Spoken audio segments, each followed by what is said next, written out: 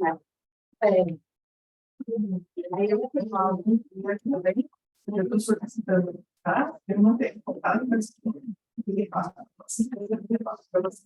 Obrigado mesmo.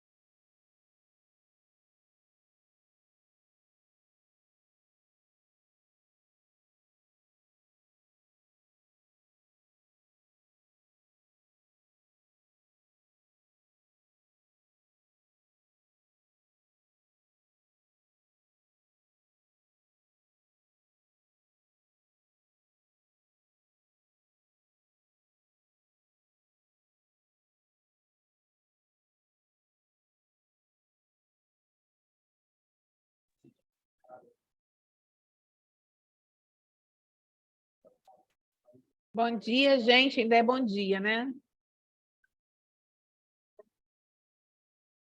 Bom dia, professora Valéria, tudo bem? Tudo ótimo. Maravilha. Eu sou o Gabriel, sou representante do STEM. Eu vou estar Uhum, passando o anfitrião aqui para a senhora dar seguimento com a sessão, tá bom? perfeito. Qualquer dúvida, qualquer questionamento que a senhora tenha, a senhora manda lá no grupo que a gente vai auxiliar a senhora, tá bom? Pode deixar. Obrigada, Perfeito, tá? professora. Muito obrigado. Tchau, tchau. Nada. Tchau, Gabriel.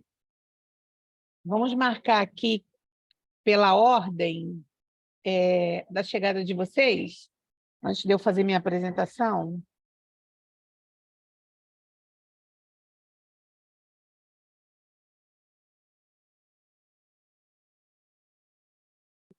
Larissa vai apresentar trabalho.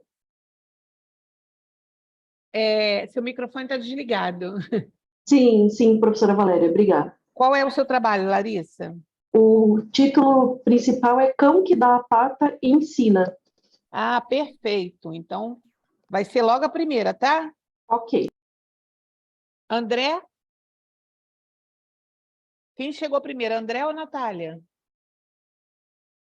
Ah, o André é o... Olá, bom dia. Bom Eu acho que eu dia. sou o segundo, não é isso? É? Então, deixa eu Creio que botar aqui, sim. André.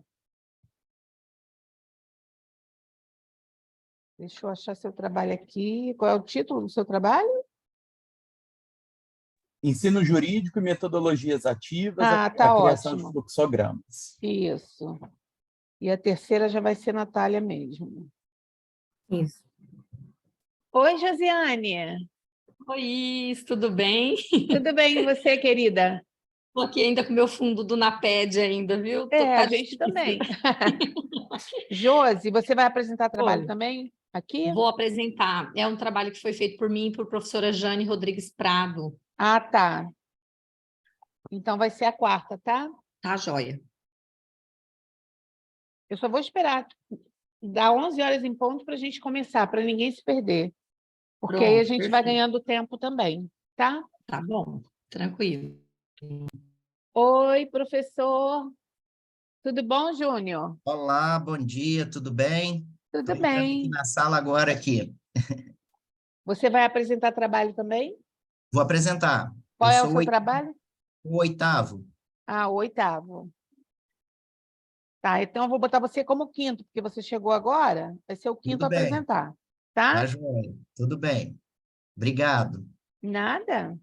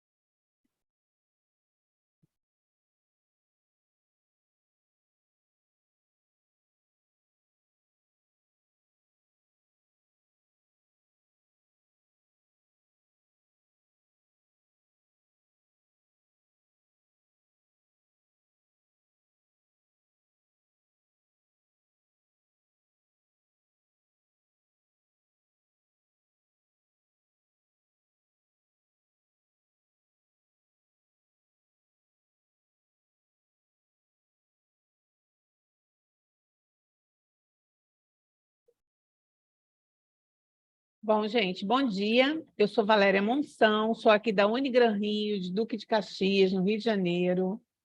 Estou aqui hoje como coordenadora dessa sala, né? Sou coordenadora do NAPED. E eu queria dar uns avisos antes de a gente começar.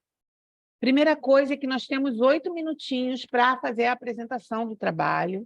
Quando tiver faltando 1 minuto, eu vou avisar, ó, falta 1 minuto. E 5 minutinhos para pergunta, caso vocês queiram perguntar após a apresentação, tá bom? Também vou colocar aqui a listagem de presença. É importantíssimo que todos assinem a presença para constar que nós estivemos aqui fazendo o nosso trabalho. Ok? E qualquer dúvida a gente vai conversando ao longo do tempo. Desejo para todos vocês uma excelente apresentação, eu tenho certeza que vão arrasar, né? E então a gente vai começar com a Larissa. Podemos, Larissa? Podemos sim. Bom dia, pessoal. Bom dia. Só vou pedir licença para compartilhar minha tela. Só um instantinho. Eu vou pedir, por favor, que me avisem se vocês não estiverem visualizando a passagem de slides ou se der algum problema no áudio. Eu não vou estar conseguindo enxergar o chat, estou só com o monitor, então eu vou pedir que a professora Valéria ou alguém abra o microfone e sinalize oralmente para mim, tá bom? Obrigada. Pode ficar tranquilo, tá, Larissa? Vocês estão conseguindo ver a apresentação, gente? Só não está em tela cheia. Acho que agora vai ficar. Tá. Aqui só está aparecendo uma tela escura, não está aparecendo nada por enquanto. Tá dando algum problema, sim, então. Deixa eu ver como eu posso fazer. Deixa eu tentar compartilhar diferente. Na frente do Agora apareceu. Na frente do seu slide tem a sua tela, mas com uma tarja cinza embaixo. Sim, E talvez que quando você abra a tela inteira, porque por enquanto está aparecendo o trabalho dentro do próprio PowerPoint. Sim. Quando você abre a tela, ela aparece a tela cinza e não a tela, entendeu? Tá, deixa eu só compartilhar aqui novamente. Então, eu vou compartilhar a tela e não a janela. Uhum. Vamos ver agora. Isso, perfeito, agora está perfeito. Tá certinho? Maravilha. Bom, o nosso resumo, meu e da Suzane Escura, nós somos psicólogas analistas do comportamento e professoras do Unidep de Pato Branco, do Grupo AFIA, intitulado Cão que dá a pata ensina. É sobre uma demonstração participativa com animal em vivo no ensino, aprendizagem e análise do comportamento. Bom, brevemente, então, a análise do comportamento é uma das abordagens teóricas da psicologia. Ela é fundamentada no behaviorismo radical de Skinner e entende o comportamento enquanto a interação da ação de um organismo com variáveis ou mudanças no contexto ou no ambiente. Ela faz parte da grade curricular básica do ensino da psicologia. Ela tem foco em princípios comportamentais, ou seja, muito mais do que a forma, a topografia, e aí eu coloquei para ilustrar brevemente, para não precisar me estender, uma ideia de cadeira enquanto uma forma. A gente estuda, nessa metáfora, a função, o para que o comportamento. Nesse sentido, seria para que cada uma dessas cadeiras. Elas todas têm em comum serem cadeiras com alguma diferença, mas para nós, analistas do comportamento, não é este formato de cadeira que importa, é sentar, estudar, balançar, locomover, ter conforto e assim por diante. Então, nesse sentido, a gente olha para um comportamento e diz assim, para que isso está acontecendo? Qual é a consequência que mantém ou que sustenta determinado comportamento? Por que eu estou explicando isso, gente? Porque, com exceção de comportamentos culturais e verbais que são exclusivamente humanos, outros comportamentos de animais não humanos, a gente tem uma base, princípios em comum. E, portanto, tanto em pesquisas quanto em ensino, nós podemos nos utilizar de animais não humanos para estudar esses princípios que são comuns a humanos e não humanos. Além disso, a vantagem do uso de animais não humanos é que, se partindo de comportamentos que são definidos pela espécie ou definidos ao longo da vida de indivíduos, a gente parte do mais simples nos termos teóricos, conceituais e práticos da análise do comportamento, para daí entrar nos mais complexos, que são os comportamentos culturais e verbais. E aí, portanto, assim que se estabeleceu o ensino da análise experimental do comportamento, com o uso, o mais frequente é de ratos, muitas vezes pombos em laboratório, agora ele tem sido feito com softwares, inclusive amanhã eu e a professora Suzane vamos apresentar um artigo do uso de um software que simula um rato, né, com uma inteligência artificial. Mas hoje o que eu estou trazendo aqui é o relato de uma experiência que eu usei, uma demonstração participativa do comportamento com um animal não humano em vivo, então um animal real em sala de aula, enquanto uma estratégia de metodologia ativa em disciplinas de análise experimental do comportamento e análise funcional do comportamento, no curso de graduação de psicologia do Centro Universitário de Pato Branco, UNIDEP, no segundo semestre de 2022. Bom, o método, então, eu denominei demonstração participativa, a maioria dos autores fala somente de demonstração, mesmo sendo por alguns considerada ativa. A demonstração ela tem algumas vantagens, como atrair a atenção dos estudantes, criar experiências de aprendizagem ativa, tornar a experiência memorável, propiciar a generalização da aprendizagem e fomentar o encantamento de alunos e professores. A demonstração, então, foi realizada em 2 datas, no início de agosto de 2022, também com a intenção de sensibilização e encantamento dos alunos para o conteúdo. Um total de 146 acadêmicos foram alcançados em 3 turmas em 2 disciplinas, 2 de psicologia experimental, e uma, segundo e quarto períodos, e uma de psicologia comportamental do 6º período. Foi utilizado, então, um cão doméstico da espécie Canis lupus familiaris, macho castrado, com 9 anos de idade aproximadamente no momento, de porte pequeno, sem raça definida.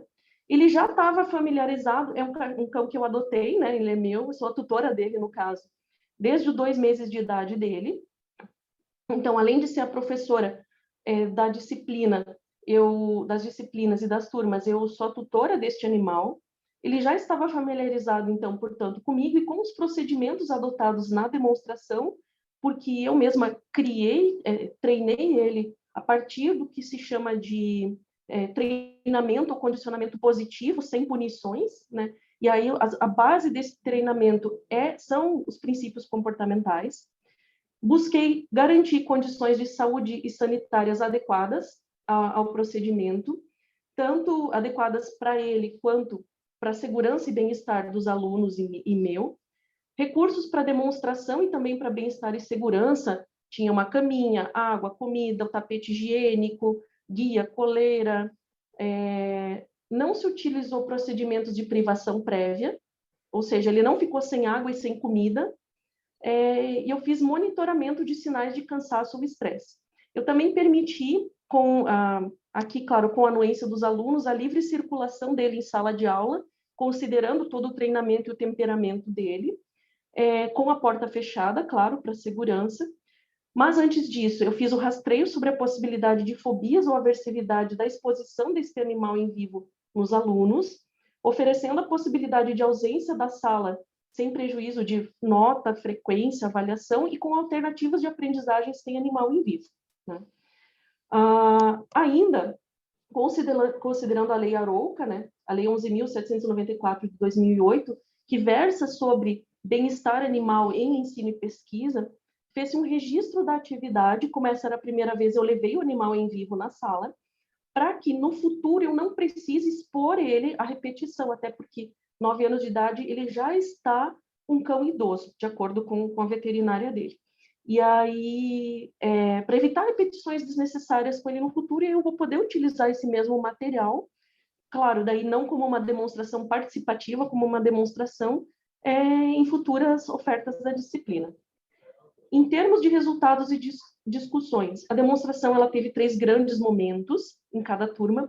Primeiro, eu demonstrei os comportamentos que já faziam parte do repertório animal, como, por exemplo, dar a pata, fazer o que a gente chama de high five, né, um toquinho, encostar o fuço, sentar.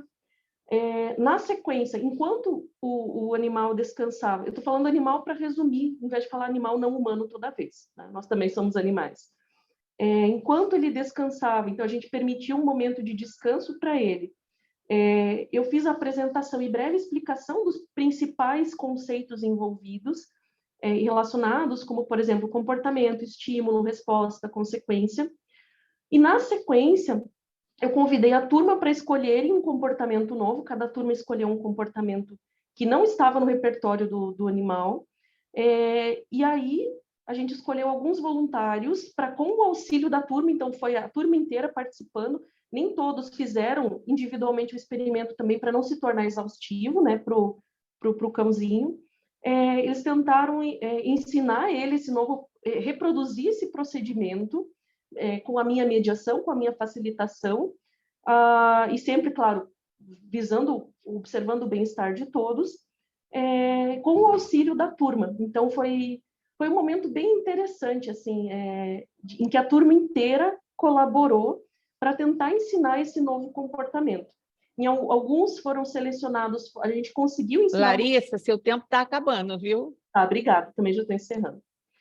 Basicamente, cada momento da interação, no primeiro e no terceiro, como que eles se configuraram, tanto eu quanto os alunos. A gente fazia a apresentação de um estímulo antecedente, um petisco, um comando verbal e um comando gestual. Então, mostrava o petisco, dizia senta com a mão, por exemplo. A gente aguardava a resposta do animal, que seria, então, sentar, dar a pata, encostar o focinho, girar, levantar. E, na sequência, era fornecido o estímulo consequente reforçador, que seria o petisco e também atenção e carinho, né? Então, aquilo que faria o animal querer fazer novamente. Por fim, conclusões. O que eu observei e também construí um feedback a respeito dessa atividade com os alunos. Houve muito engajamento, muita participação. Eles brigaram para se voluntariar, né, no bom sentido, assim, de todo mundo queria, até precisei, gente, vamos só cuidar aqui para não estender demais a atividade, enfim. E eles verbalizaram muitos afetos positivos, tanto em relação ao animal que estava presente, quanto à atividade como um todo, quanto à iniciativa, enfim.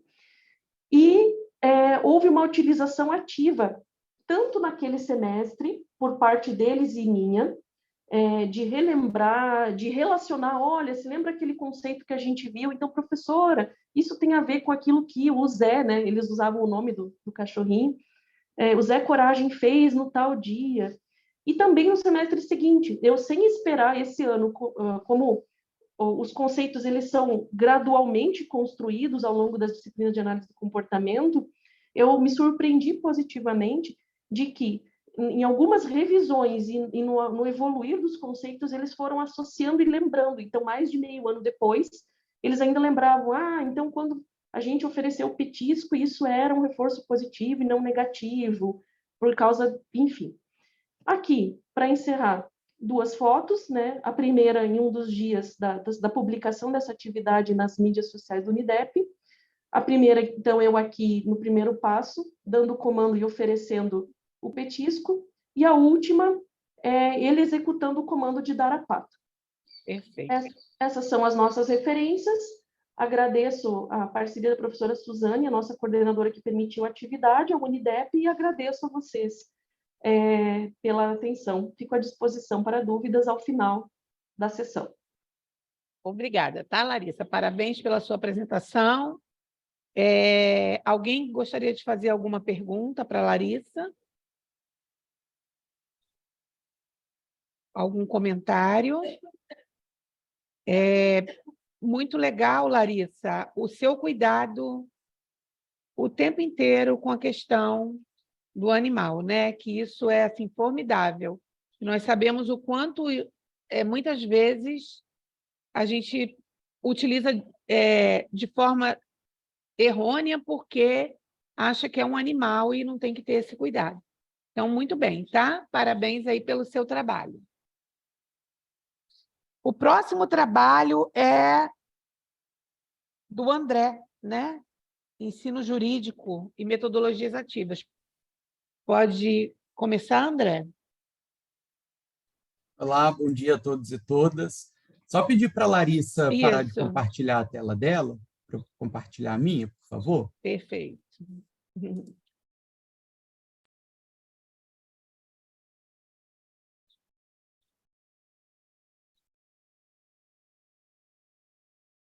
Está aparecendo, André, mas agora sim, perfeito, excelente.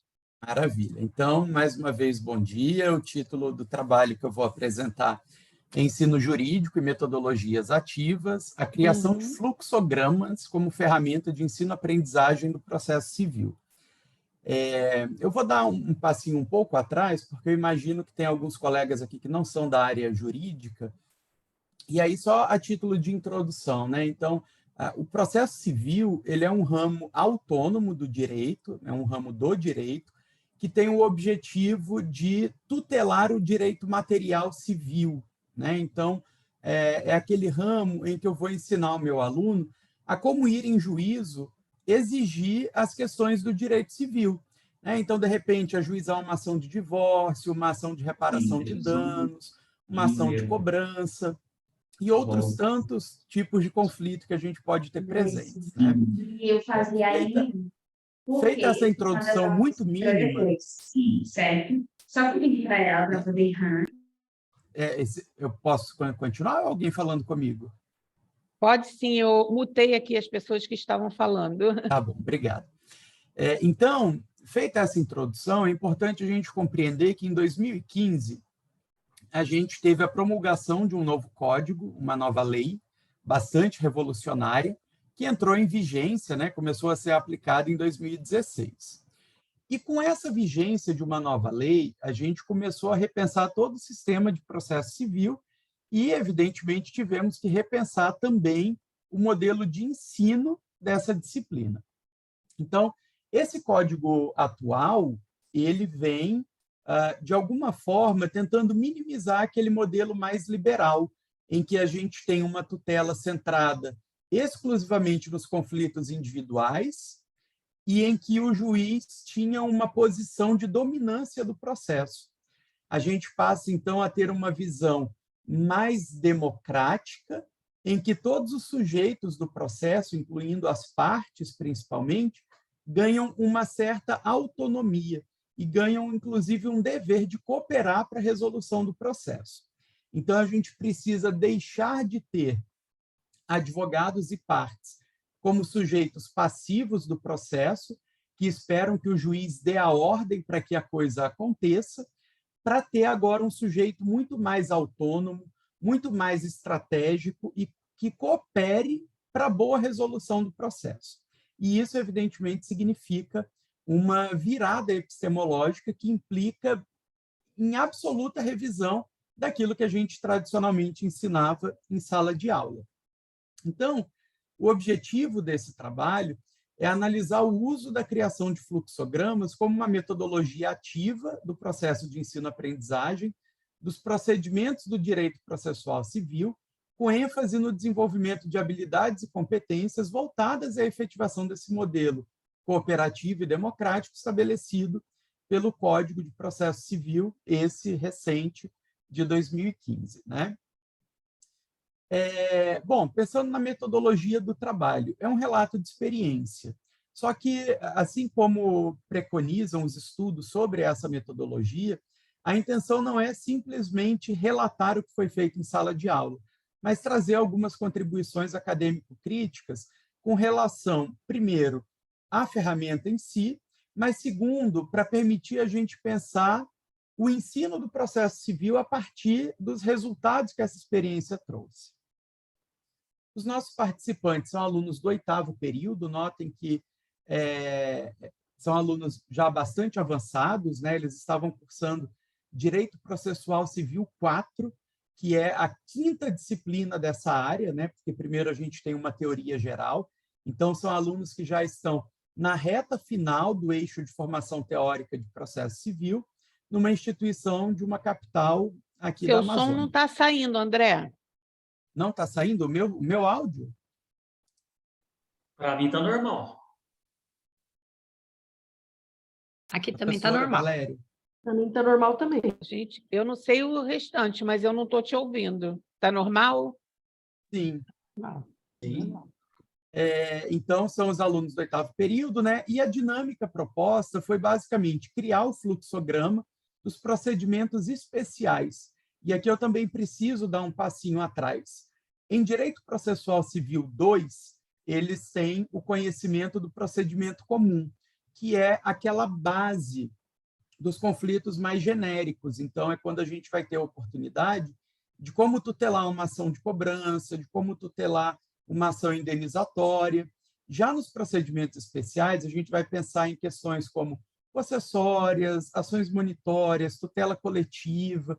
Então, é um direito, o direito material, né, um pouquinho diferente daquele geral, e que, por isso, vai exigir um procedimento especial.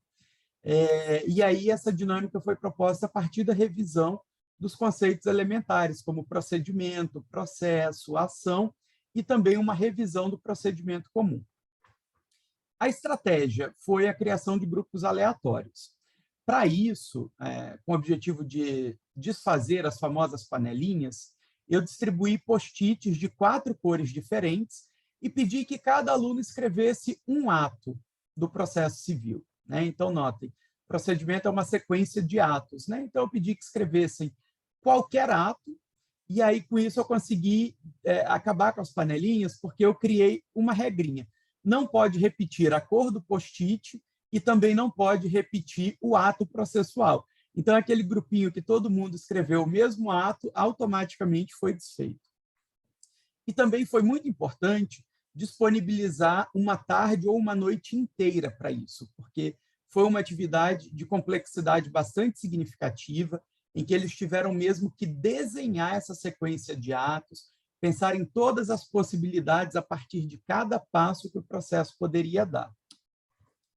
Aqui eu transcrevi uma parte da ementa, só para que a gente compreenda que são múltiplos procedimentos especiais, né? Então, a gente tem aí ação monitória, possessória, consignação em pagamento, inventário, ações de família, mandado de segurança e tutela coletiva de uma maneira geral.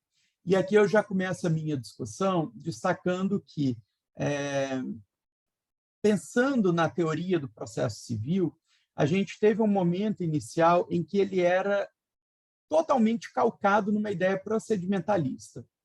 Ou seja, estudávamos processo civil a partir da compreensão da sequência dos atos. Qual era o prazo que eu tinha que respeitar, o que vem antes do quê. E aí depois a gente, para ganhar uma autonomia científica, começa a pensar na função social, começa a pensar no que está por trás dessa sequência de atos, numa filosofia do processo civil, e, de alguma forma, vai abandonando o procedimento. 1 minuto, André. Obrigado, vou correr. E hoje a gente está, então, nesse modelo que a gente precisa retomar um pouquinho do procedimentalismo para que não se torne uma sequência de conceitos inúteis, que o aluno não consegue concatenar e visualizar a sua aplicação. E aí, a estratégia do fluxograma foi muito útil nesse sentido, né? Para que a gente possa permitir que o aluno compreenda como esses atos, esses conceitos, se consertam dentro daquela tutela, como eles vão se desencadear. E aí, vendo essas sequências, a gente consegue permitir, inclusive, que o aluno tenha uma posição mais estratégica, porque a partir do momento que ele dá um passo, ele sabe quais são as possibilidades a partir daquele passo que ele deu. A atividade teve um engajamento muito significativo dos alunos, teve uma adesão muito bacana.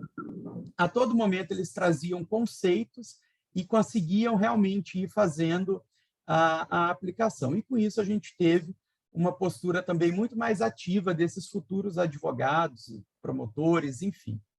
Aqui algumas referências que eu utilizei no trabalho e o meu agradecimento a todos e todas. Deixo aqui o meu contato e fico à disposição para eventuais perguntas e contribuições. Perfeito, André. Essa questão de você tentar desfazer as panelinhas, né, para que o trabalho fosse um pouco mais significativo, o caminho que você encontrou também foi um caminho bem bacana, né? Porque, às vezes, você só falando, a gente não consegue fazer com que o aluno compreenda, mas no momento em que o próprio aluno se vê ali, existe toda uma modificação, né, no comportamento dele. Bem bacana o seu trabalho, viu? Parabéns. Alguém quer fazer alguma pergunta para o André?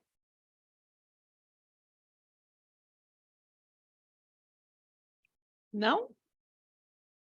Está tudo 100%? Então, vamos para o terceiro trabalho. Obrigado. Parabéns mesmo. Podemos, Natália? Seu microfone está desligado. Vou compartilhar aqui.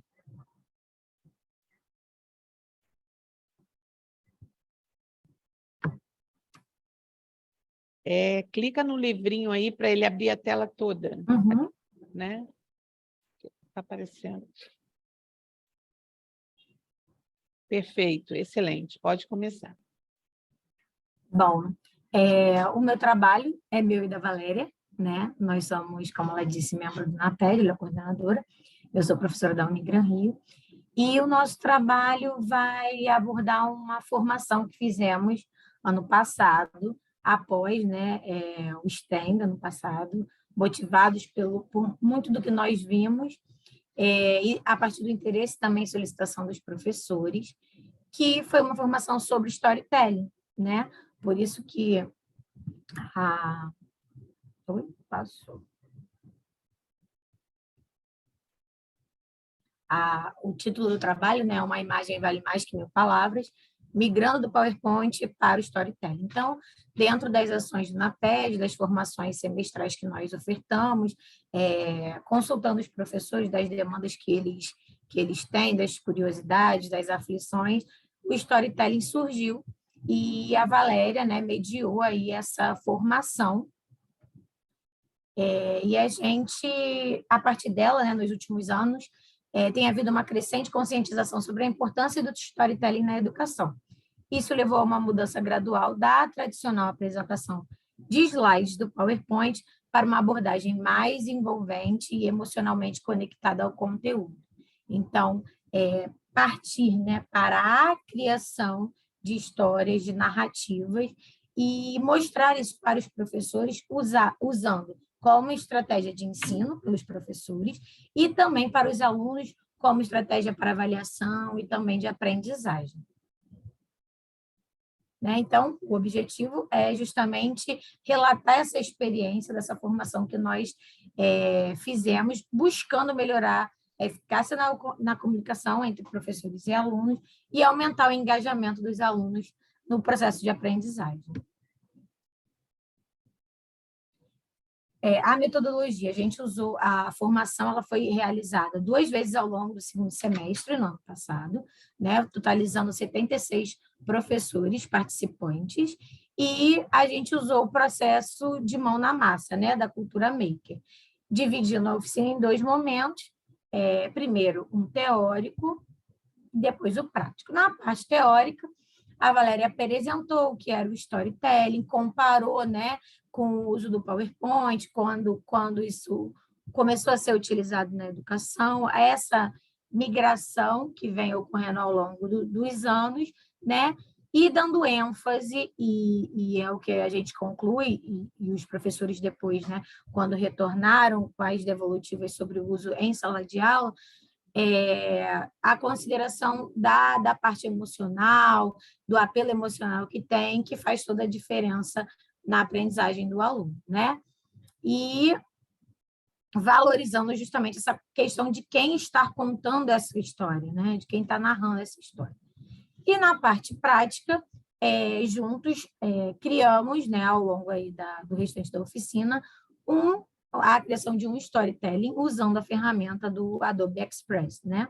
Foi apresentado primeiro, né, um tutorial, né, de como utilizar, como acessar, passo a passo, e foi criado o storytelling de maneira coletiva, onde todos os participantes puderam sugerir, experimentando as possibilidades, traçando sugestões para a aplicação da atividade.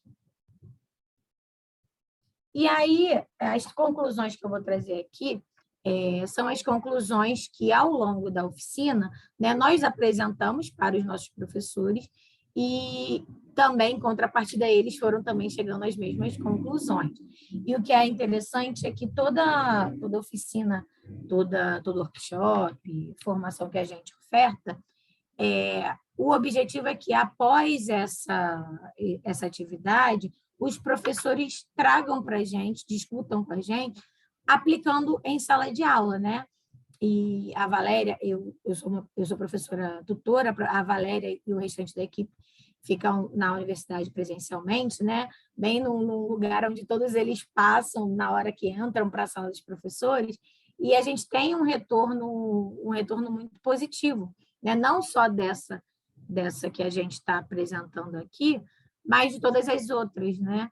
Primeiro, por conta de vir justamente de uma demanda que eles trazem, né? Depois, também pelo grau de confiança, de envolvimento que a gente estabelece. Então, eles conseguem fazer essa troca, né? Pedindo sugestões, mostrando o que deu certo, até dando sugestões para a gente, para que a gente, numa próxima formação ou atividade, insira novas percepções, e essa troca ela é muito necessária, né? É muito legal. Então, o uso do storytelling, né, ficou claro, né, ao longo da formação, e também a partir da devolutiva desses professores para a gente, né, que é uma forma eficaz e envolvente de transmitir informações do que simplesmente apresentar slides de texto, né? Não se trata mais de o expositivo, apenas o expositivo não engaja e não envolve, né, durante os 3 tempos de aula. Então, o storytelling é uma estratégia que ajuda, né, a engajar, a envolver emocionalmente esse aluno. Porque, ao contar uma história, você pode despertar a curiosidade e o interesse dos alunos, mantendo-os engajados na aprendizagem, né? É uma técnica que ajuda a criar conexões emocionais com o conteúdo, o que pode tornar a aprendizagem mais memorável. Quando os alunos se conectam emocionalmente com o que estão aprendendo, é mais provável que retenham as informações por um período mais longo, né? Então, aí não é só uma característica do storytelling, mas é algo que a gente tem que ficar atento nos nossos planejamentos, quando a gente vai dar uma aula, né? Que esse conteúdo seja trabalhado de uma maneira que a gente consiga atingir ali o aluno verdadeiramente, que ele veja sentido, que traga significado para ele, para a vida dele, né? E para a prática profissional que ele vai desenvolver. É uma técnica versátil que pode ser usada em muitas áreas da educação, desde o ensino fundamental até o superior. Então, ele vai atender aí diferentes públicos, né? Porque trata-se da criação, né, da narrativa de uma história. 1 minuto, Natália. Tá bom. E juntos a gente consegue fazer isso desde a educação infantil até o ensino superior, e ele atende muito bem. Então, com a crescente importância das habilidades sociais e emocionais na educação, o storytelling pode ajudar a desenvolver essas habilidades, como a empatia, a colaboração e a comunicação. Além disso, ajuda a contextualizar o conteúdo, tornando-o mais relevante e aplicável à vida real. Ao apresentar informações em um contexto narrativo, os alunos podem entender melhor como o conhecimento pode ser aplicado na prática. Então, é isso, a gente trouxe essa atividade que a gente desenvolveu e que, de acordo, né, com o feedback dos professores, foi muito valiosa. É isso. Obrigada, Natália. Obrigada aí pela apresentação. E foi muito legal, né? E é importante a gente ressaltar aqui que eu já conhecia o storytelling, mas quando eu fui para participar da oficina do STEM, eu tive uma visão muito mais abrangente pela forma como a mediadora da oficina dinamizadora apresentou para nós, né? E trazendo isso para a nossa universidade, foi bem bacana o resultado também, tá? Não sei se alguém quer fazer alguma pergunta para a Natália poder responder aí. Eu gostaria, se for possível. Claro, Poliana. Oi, Natália. Primeiro, eu queria parabenizar pela iniciativa. É muito, muito interessante. Na verdade, eu queria manifestar o meu interesse em fazer essa oficina também, porque o storytelling é uma coisa que é muito... ela engaja muitos alunos, mas eu nunca recebi, digamos assim, instruções sistematizadas sobre isso, entende? É mais aquela questão de eu mesma procurar e tudo mais. Então, se houver a possibilidade de passares algum material, alguma coisa para a gente, eu fico muito agradecida. Parabéns de novo. Claro, Poliana, qual é a sua IES? É o CESUPA. Eu vou procurar o link aqui, eu já coloco aqui no grupo para vocês já olharem o material que eu tinha produzido, tá bom? Eu Muito coloco, obrigada. Valéria. Pode Coloca, deixar. obrigada, Nath. Coloco. Vou pegar aqui. Obrigada. Nada. Que agradeço.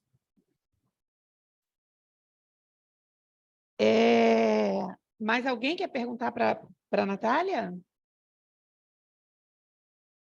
Então, vamos passar para a Josiane? Pode ser, Josi?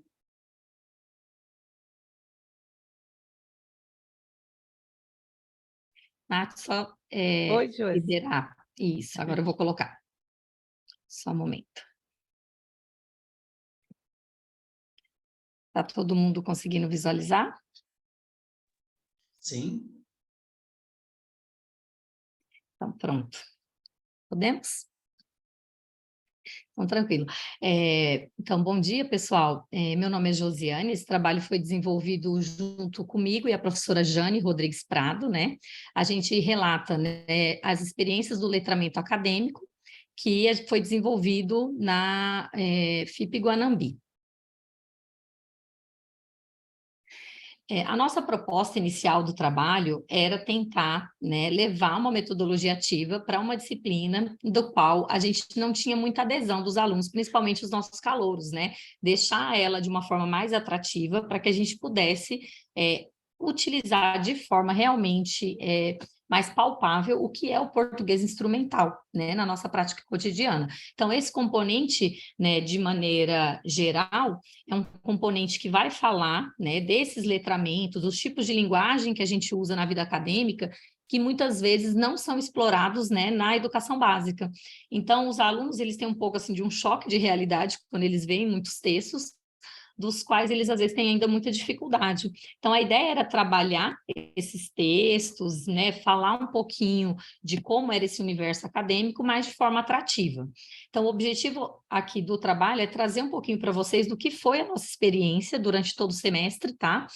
Com esses alunos de primeiro período e o que a gente conseguiu, né, elencar, assim, que foi o que deixou a gente satisfeita com o resultado final. Então, a nossa metodologia, a gente escolheu, então, os alunos do primeiro ano, justamente porque era onde tinha disciplina, foram, em média, 80 alunos, né, que são os nossos ingressos, aí, né, nossos calouros do primeiro período de medicina, e essas oficinas aconteciam na sala invertida durante todo o semestre, né? Então, a professora Jane trabalhava com eles na disciplina de português instrumental, e eu, que era professora de SOI, colaborava com ela para ver a aplicabilidade disso depois também, né? A utilização desses textos em outros momentos durante todo o semestre, né? Para que eles aprendessem lá, desenvolvessem essas habilidades e, de fato, já colocassem em prática todo esse trabalho. E as oficinas que a gente escolheu, né, e elencou, assim, sendo como as principais e que os alunos mais gostaram de participar, foram a construção dos mapas, né, conceituais. Então, eles levavam para as aulas de português os artigos que eles liam e que estavam estudando para a APG, e lá eles desenvolviam esses mapas, né? O que auxiliava depois no retorno, quando eles vinham para a APG, porque eles conseguiam fazer uma síntese muito mais elaborada, né? Mais precisa, e a gente também perdia menos tempo, né? Nesse processo com eles. Teve oficinas também que foram a análise dos gêneros acadêmicos, que era feito nessas oficinas, eram levados vários tipos de texto, vários tipos de trabalhos produzidos, e a gente fazia eles identificarem qual era o tipo de linguagem que estava sendo utilizado, entender como que era um pôster, como que era um artigo científico, qual era a importância de cada um desses gêneros. Trabalhamos com eles também oficinas de plágio, entender qual era a importância da citação direta e indireta, que é uma coisa que todo nosso acadêmico ele chega com muita dificuldade, né? E a importância de não deixar isso só para séries, né, mais finais lá nos TCCs, mostrar para eles a importância de buscar uma boa fonte, que isso ia sendo colocado na prática lá depois nas nossas APGs. E também fizeram revisão de textos, né, que eram produzidos por eles próprios, e depois também conseguiam elucidar algumas produções, né, e foi refazendo esse processo. Então, o que a gente percebeu de resultado, né? A gente conseguia perceber que esses estudantes, eles colocaram para a gente que foi muito importante poder, além de entender como que era todo esse processo desses textos, das produções dessa linguagem, poder vivenciar isso na prática, ou seja, já aplicar esse trabalho no mesmo semestre do qual ele estava aprendendo como que era feito. Outro destaque que a gente coloca é que teve mais aproximação entre outros componentes, que foi o caso da disciplina de SOI, mas também em outros componentes como o PIEP, né, o próprio MEP, porque os meninos aproveitavam isso, por exemplo, na nossa amostra científica, então eles conseguiram, né, depois de vivenciar na disciplina de português instrumental, ver isso na prática, né, de uma forma bem tocante. E aí os desafios que a gente percebeu era relação à questão das produções coletivas, os meninos ainda têm muita dificuldade com citações, ainda a gente percebe que precisa ser trabalhado isso, né, nos anos posteriores.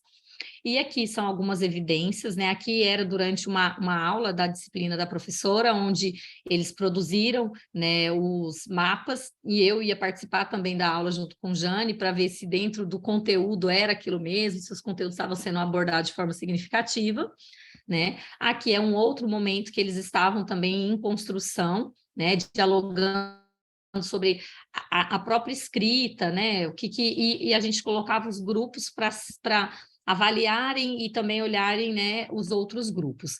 E quando terminava cada oficina dessa, a gente se reunia, né, os grupos, e dava os feedbacks. Então, isso era muito importante e a gente percebeu uma evolução realmente durante todo o semestre. E como a disciplina de português instrumental era algo que a gente precisava e sentia a necessidade de uma metodologia mais ativa para encantar esses calouros, então a gente ficou feliz com o trabalho, né? Então, o que a gente conseguiu concluir disso tudo é que, realmente, fazendo uma aplicabilidade dessas metodologias ativas, a gente possibilita que essas linguagens, né, que estão sendo usadas lá nesse componente, consiga dialogar com outros componentes. Percebemos o aumento do engajamento desses nossos estudantes nas aulas, que isso foi um ponto que a professora de português, né, Jane, ficou muito feliz, de fato. E aí, através disso, agora a gente pretende continuar estimulando aí, né, essa linguagem concreta, estimulando as práticas de boa vivência dentro, né, da nossa cultura acadêmica. Vale ressaltar que também é um trabalho que foi desenvolvido depois da apresentação do STEM do semestre passado, que a gente viu metodologias ativas sendo aplicadas dentro de outras disciplinas, das quais às vezes a gente fica um pouco fechado, né, dentro da nossa caixinha, e aí a gente percebeu que dava para aplicar, né, concomitantemente na disciplina de português instrumental e levar para outros eixos, né, dentro da nossa IES. Agradeço, aqui são as referências, estou à disposição. Que trabalho bonito, hein, Josi? Até porque quando a gente... o letramento é algo assim que é imprescindível, né? Principalmente dentro do curso aí da questão da medicina. E muito bacana a forma como vocês escolheram para motivar esses alunos nesse processo. Tá bom? Parabéns mesmo, Josi. Obrigada, gente. Obrigada. Excelente. Alguém quer fazer alguma pergunta para a Josi? Olha essa sala aqui, gente. O povo está arrasando, dando um show, porque ninguém nem faz pergunta, né? Então, vamos continuar aqui. Agora, nós vamos lá para o trabalho do Júnior, né? Deixa eu só explicar para quem chegou depois que nós colocamos o trabalho pela ordem de chegada. Então, eu já estou marcando aqui todo mundo que vai chegando, eu vou colocando. Então, nós vamos fazer o Júnior agora, depois nós vamos para o Rogério, tudo bem? Tudo bem. Depois nós vamos para a Poliana, né? E, para finalizar, nós vamos aí para o da Fernanda, da Ana Beatriz, ok? Beleza? Tudo certo? Tudo certo. Então, perfeito. Não esqueçam de assinar a lista de presença. Toda hora eu vou falar isso aqui. Então, podemos começar, Júnior? Podemos sim. Bom dia para todos, né, todas. Sou do Unipitã, São João del Rei, mineirinho, né? Sou do curso de administração, já leciono no Unipitã há 16 anos, desde a primeira turma do curso de administração, né? Faço parte também, hoje eu não faço mais parte do NAPED, né, e dos grupos de desenvolvimento de metodologias ativas, mas eu fui um dos professores, né, que participei da criação, né, desse grupo aqui no Unipitã, né, e sem metodologia ativa hoje, nós não somos nada em sala de aula, né, hoje os nossos alunos, nós conseguimos aí gerar conhecimento junto com eles através das metodologias ativas, né? E eu trago aqui uma experiência, né, que já é uma oficina que eu já apresento ela para os alunos da administração, né, em sala de aula, porque o marketing pessoal ele faz parte do assunto, né, do conteúdo que é lecionado para os alunos, né, da administração, dentro da disciplina mercadológica, mas principalmente hoje, né, na era digital, né, esse marketing pessoal ele se faz necessário para os profissionais liberais, né? Os nossos alunos aí da odontologia, os nossos alunos da medicina, os nossos alunos da educação física, os nossos alunos do direito, né? Todos esses nossos alunos que vão para o mercado, né, de trabalho, para o mercado profissional, e que tem que manter a sua imagem, né, naquele mercado, e principalmente uma imagem positiva. E como manter isso hoje em dia, né, no mercado, na era digital? Como se comunicar com os clientes na era digital, né? É muito importante, né? Muito importante, porque o serviço, só uma aspas aqui, ele é algo intangível. Nós só conseguimos saber se o serviço ele vai ser bom ou ruim quando nós estamos consumindo ele. Nós temos algumas variáveis que podem tornar o serviço um pouco mais tangível, mas o serviço ele é algo intangível. Ele não é como, né, um produto que nós podemos pegar esse produto tangível, experimentar, cheirar, né, ou mesmo degustar, tá? Então, o serviço, ele só vai ser, a gente só vai conseguir, né, saber se ele teve, né, o seu êxito, se ele cumpriu o seu objetivo, quando nós estamos consumindo e após, tá? Participaram desse projeto comigo a professora Carla, né, e também a professora Monique, né, ambas aí do curso de administração, né, e também ciências contábeis do Unipitã, tá? Então, introduzindo aí um pouquinho, né, já falei um pouquinho sobre o marketing pessoal, vou falar sobre o PBL, né, que foi a metodologia, né, utilizada, né, a metodologia ativa utilizada para essa oficina, né, e o que o PBL traz, né, a aprendizagem, né, em cima de problemas, né, eu trago problemas, né, reais para eles, né, para os alunos, né, de diversos cursos, tá, dentro dessa oficina, e junto com eles ali, né, eles, né, eu facilitando esse conhecimento, essa geração de conhecimento, eles vão buscando, né, alternativas para a resolução desses problemas, né? Então, em cima de casos reais, né, que a gente vê a todo momento, né, na nossa mídia nacional e internacional, né, de pessoas, de imagem, né, de profissionais, né, trago, claro, as partes mais negativas, né, para a gente poder trabalhar como resolver essas partes negativas, né, para que isso não aconteça, né, e que eles fiquem aí, né, tidos aí como algo negativo no mercado, né, e aí, com isso, juntamente com o marketing pessoal, né, nós trazemos, tá, essa informação. Aqui eu já fiz a introdução para vocês, né, sobre o assunto e como que foi apresentada. A última oficina foi na primeira semana agora do primeiro semestre de 2023, tá? Qual que é o objetivo, né? O objetivo é atingir esses alunos, né, que eles têm, né, como busca no mercado de trabalho, né, a parte, né, de profissionais liberais, né, eles vão trabalhar aí diretamente com os clientes no mercado. E aí todos os cursos, né, voltados aí, né, para esses profissionais liberais do Unipitã. E o objetivo principal é envolvê-los, né, esses alunos, os discentes, né, na criação, né, da sua marca pessoal, né, porque hoje eu sou o júnior do Unipitã, né, eu já fui o júnior do Bradesco, né, eu já trabalhei no Bradesco, né? Eu já fui o júnior de outra faculdade, que eu já trabalhei em outra faculdade. Então, assim, o nosso nome, a nossa imagem pessoal, ela é sempre atrelada, né, a alguma coisa. Então, os alunos nossos, eles vão ter uma clínica, eles vão estar linkados a um hospital, né? Eles vão estar linkados aí a algo que o nome deles, a imagem deles vai estar ali, né, linkada profissionalmente, tá? A esses ambientes, tá? A metodologia utilizada, como eu já disse, né, foi o PBL, né? É a aprendizagem baseada em problemas, né? É muito boa essa aprendizagem, né, dentro das metodologias ativas, para a gente poder fazer com que os alunos pensem, né, que eles busquem alternativa, né? E aí nós somos ali somente facilitadores, né? Nós não damos ali o peixe já assado para eles, né?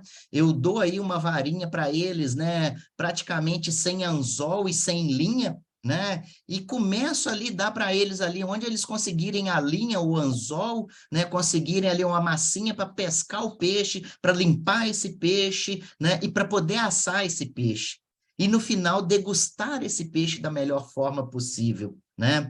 E eles saem dali, né? Muito assim, motivados, porque eles conseguem enxergar, né, cada um dentro da sua cultura organizacional, dentro do seu meio, né, onde eles vivem, né, porque nós temos que adaptar, né, isso para cada um tem uma vivência, cada um tem uma profissão, né, cada um está dentro de uma organização, né, que tem a sua filosofia, a sua política, as suas crenças, os seus valores, né? E com isso eles conseguem encontrar ali a melhor forma deles serem, né, positivos, terem a sua imagem positiva, tá? Através dessa metodologia, tá?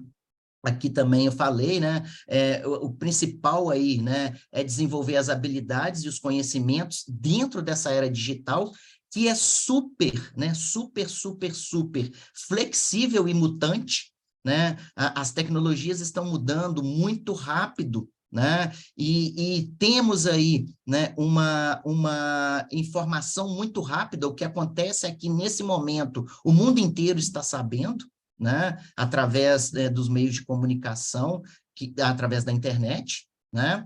E quais foram os resultados? Né? A oficina, né, ela chegou aí, então, né, ela teve muitos resultados positivos, porque no final eu peço para que eles apresentem a todos, né, quais foram, né, os resultados encontrados para aquele problema que foi proposto para eles, né? E eles são muito criativos, né, são muito criativos, né, dentro dessa formulação de problemas, né, e às vezes, né, o que é muito interessante, que a gente fala que nós, como professores, às vezes aprendemos mais do que eles, às vezes eles trazem alternativas que nem nós mesmos estávamos pensando para aquele problema, né, mas que foram criados por eles ali, né? E com isso, né, a gente enxerga que o principal objetivo da metodologia foi atingido, né, que foi uma resolução de problema criado por eles mesmos, né, eles que fizeram aquilo, né, com um pequeno apoio nosso como professores, estando ali dando alguns caminhos, né, para eles, mas eles ali como centro do processo de aprendizagem, né, e por outro lado, trazendo a resolução de um problema que é um problema diário para eles, que vai interferir na vida profissional deles, na imagem deles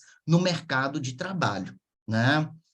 A conclusão, né, é mostrar que, né, eu já comecei a fazer junto com os resultados, que o PBL, né, aliado aí ao marketing pessoal, né, foi uma ferramenta, né, que casou muito bem para auxiliar esses profissionais liberais agora, nesse momento, né, da era digital, né, através, né, dessa ferramenta, fazer com que eles construam seu próprio conhecimento, seu conhecimento individual, sua aprendizagem, e eles sendo o centro dessa aprendizagem, né, que isso traga para eles pontos positivos como profissionais liberais, né, dentro do mercado de trabalho, tá?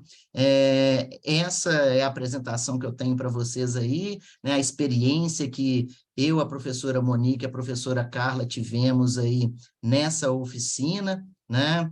Deixo aqui o meu contato, né? Deixo aqui o agradecimento aí a toda a direção do Unipitam, a toda a direção da AFIA, do Fórum STEM, né? Eu tive no Fórum STEM em Tocantins, fazendo uma apresentação presencial antes da pandemia, né? Fui muito bem recebido lá também, os colegas aí, né?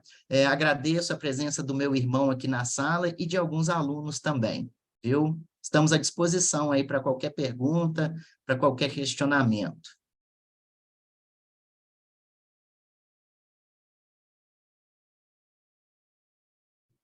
Tá sem áudio, Vá.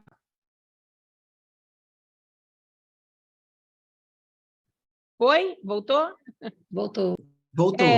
Então, o que eu achei bacana, assim, eu achei muito boa essa apresentação, e o que eu achei bem legal mesmo foi a questão de você ter atrelado o PBL ao marketing pessoal e trabalhar com essa questão do marketing pessoal, não só linkado com a questão da marca, mas também com né, quem sou eu, o que eu estou fazendo aqui e o que eu estou defendendo para ter a minha marca, né?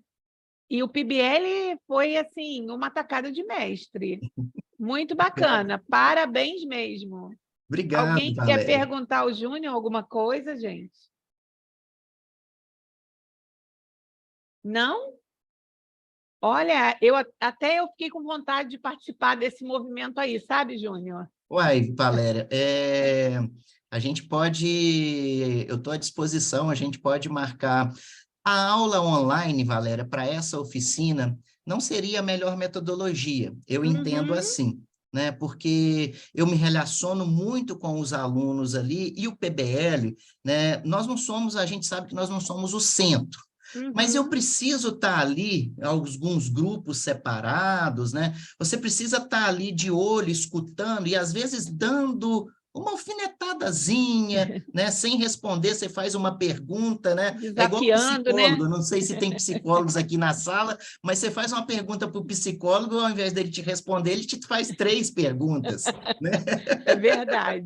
É dessa forma, né? Mas eu estou à disposição, caso aí seja, né, necessário, um convite para estar indo aí na Unigran Rio, né? Eu estou à disposição para a gente, ou um professor vir participar da disciplina, da oficina, e levar, replicar aí no Rio, né? Os Isso, muito professores aí da bacana. administração, né? Aí da Unigran Rio, nós estamos à disposição, Valéria. Tá bom, meu Podemos querido, muito combinar. obrigada, viu? Muito Por obrigada nada. mesmo.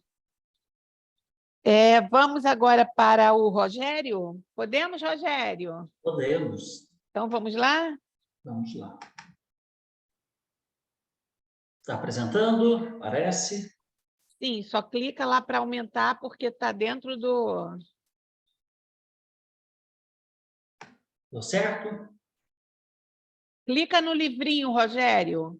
Sabe esse livrinho que fica aí na sua barra? Na sua tela mesmo? Tem tipo uma tela de computador que a gente chama de tacinha. E tem do lado um livrinho. Clica no livrinho que vai abrir as... Para mim está em modo de apresentação. Não está, aqui não está. É porque dentro do Zoom, do lado de onde você está apertando a apresentação, isso, clica aí. Perfeito agora. Ah, ótimo.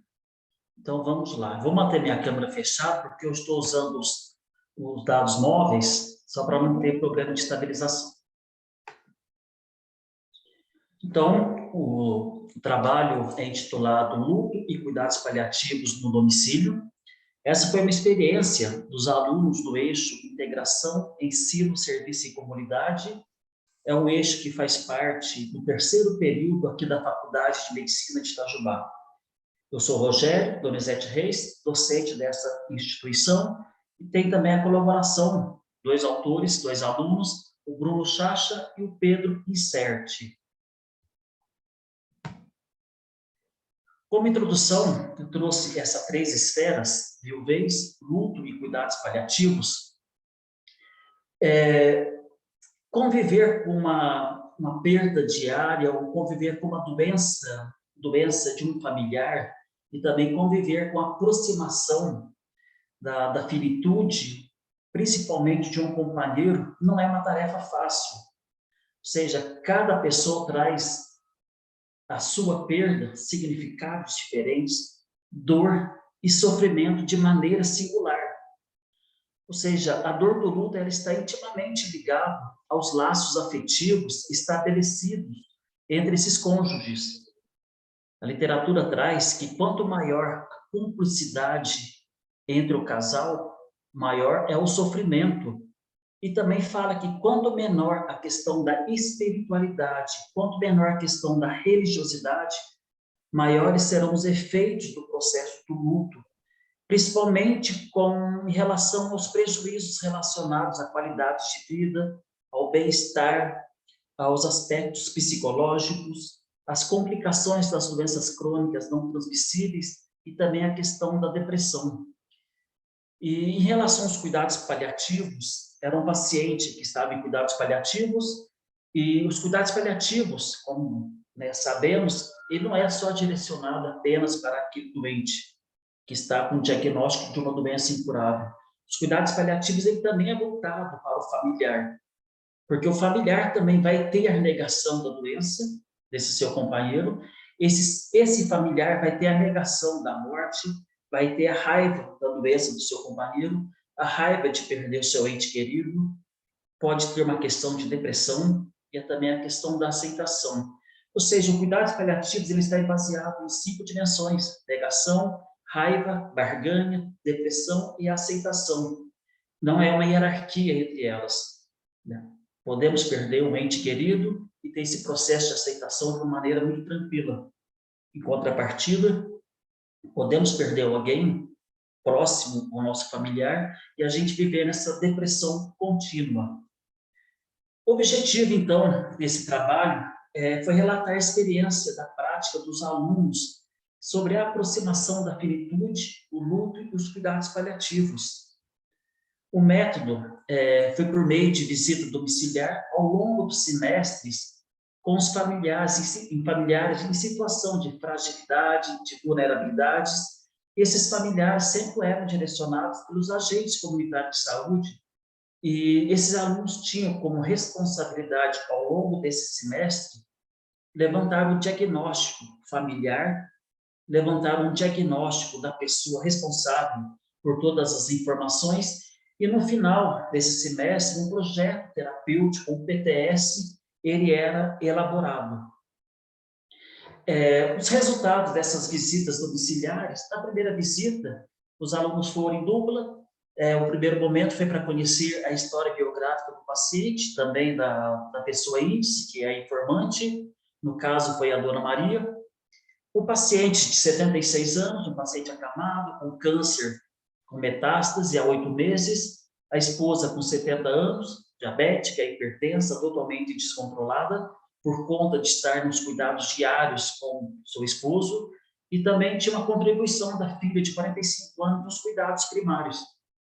Na segunda visita, algumas intervenções por esses alunos já começaram a ser traçadas. Notaram que o paciente ficava praticamente na mesma posição, todas as vezes que ele ia, ficava 2, 3 horas na mesma posição. A família não tinha percepção que deveria fazer as mudanças de decúbito ou reposicionamento no leito, e no segundo momento já fizeram essa orientação de fazer essas mudanças de maneira adequada, de 2 horas. Foi oferecido também um colchão pneumático para uma tentativa de melhorar o conforto e minimizar a pressão sobre as prominências ósseas, e assim tentar reduzir os riscos de uma lesão por pressão. Da terceira à quinta visita domiciliar, esses alunos são obrigados a aplicar algumas escalas. Então, eles aplicaram a escala FIRO, Apgar, Coelho-Savassi, Gerograma e também o Ecomapa. O FIRO, ele fala do relacionamento familiar, a escala de Coelho-Savassi, ele fala da questão da vulnerabilidade familiar, e o Apgar, ele fala da questão da funcionalidade familiar. E nessas 3 visitas, os alunos começaram a perceber que esse paciente estava ficando descompensado. E por meio dessa descompensação do paciente, a esposa começou a ter vários abalos emocionais, ou seja, pela presença real da perda. Esses alunos começaram a fazer, então, uma escuta terapêutica com a família, com a esposa e a filha. Na sexta visita, esses alunos foram informados pela agente comunitária que o paciente veio a óbito. E, de uma maneira bem interessante, esses alunos mostraram um desânimo, uma frustração e uma tristeza. E a pergunta que não podia calar: e agora, professor, o que faremos? Será que teremos tempo de conseguir uma outra família? Conseguiremos aplicar todas as escalas que são exigidas? Professor, estamos preocupados que o semestre está quase na metade. Estamos conseguindo compreender a família. Que dó da Dona Maria. Podemos dar os pêsames a ela? Ou seja, foram várias indagações e eu falei, por que não continuar dando assistência a essa pessoa enlutada? E por meio dessa minha insistência, esses alunos continuaram com as visitas domiciliares para trabalhar o processo de luto e também oferecer um suporte psicológico aos envolvidos. Da 7ª à 12ª visita domiciliar, esses alunos deram voz e vez à pessoa idosa e enlutada para expressar todo o seu sentimento, toda a sua angústia, toda a sua tristeza, além de explicar as 5 fases do luto. Eles também explicaram como a Dona Maria estava com um déficit no autocuidado, com os níveis glicêmicos e pressóricos totalmente descompensados. Esses alunos começaram a trabalhar nessa capacidade de autocuidado, além também de começar a abordar a questão da espiritualidade e da religiosidade. Concluindo, a vivência com uma família enlutada proporcionou a esses alunos um olhar para além da doença. O saber ouvir, estar atento às subjetividades foi primordial para o crescimento desses futuros médicos. Lembrando que são alunos do 3º período, alunos que não tiveram conhecimento ainda sobre os cuidados paliativos, não tiveram conhecimento sobre o luto, também a questão da viuvez. Ou seja, a metodologia ativa entra nessa questão. Ou seja, como eles não tinham conhecimento, vamos procurar entender, vamos procurar ler para trazer isso junto à família. E salienta que esses alunos estão iniciando a sua trajetória na medicina. E frisa-se que a experiência vivenciada por eles será um marco na vida de cada um. Por mais que a abordagem dos cuidados paliativos e do luto ainda seja incipiente na academia, é importante a aproximação do conhecimento técnico-científico e a prática conversando entre si. Essas foram as referências e obrigado. Quem você vai comer agora? Deixa eu mutar aqui. Obrigada aí a você, Rogério, que fez essa apresentação. Falar de algo assim tão duro, tão difícil e tão presente na vida dos alunos nessa trajetória, Sim, sim. E a sensibilidade, do trabalho, muito bom, viu? Obrigado. Parabéns. Alguém quer fazer alguma pergunta? Quer tirar alguma dúvida com o Rogério? Não? Então, assim, também se alguém quiser fazer alguma pergunta quando a gente encerrar todas as apresentações aqui, pode ficar à vontade, tá? Perfeito. Vamos agora para a apresentação da Poliana. Podemos, Poliana? Podemos. Preciso compartilhar a tela aqui. Uhum. Rogério, pode tirar seu trabalho aí? Sim. Deixa eu ver se eu consigo tirar aqui. Tirou. Ok. Perfeito. Pronto, já apareceu para vocês? Sim. Ok.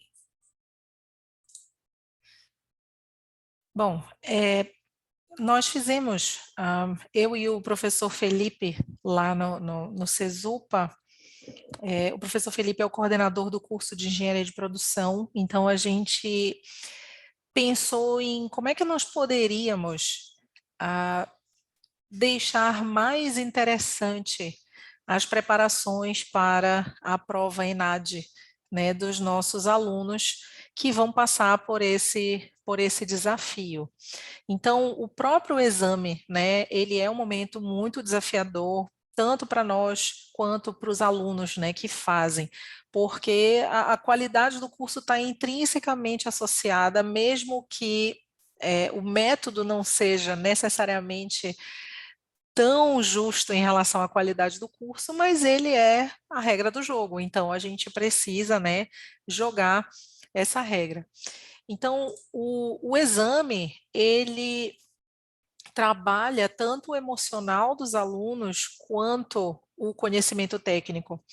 E eu sempre uso, né, eu sou uma usuária regular do método 300 com os meus alunos, porque ele se baseia tanto na aprendizagem significativa e ativa, quanto também na colaboração.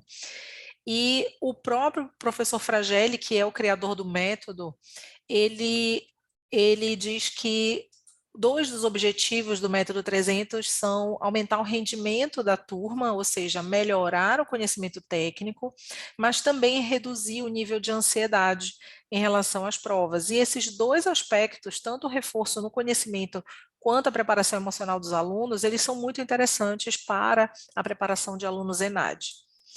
Então, o objetivo do nosso trabalho é mostrar como nós utilizamos o potencial de engajamento que o método 300 tem para preparar uma turma ENAD para o exame, né, usando isso como estratégia de preparação da turma.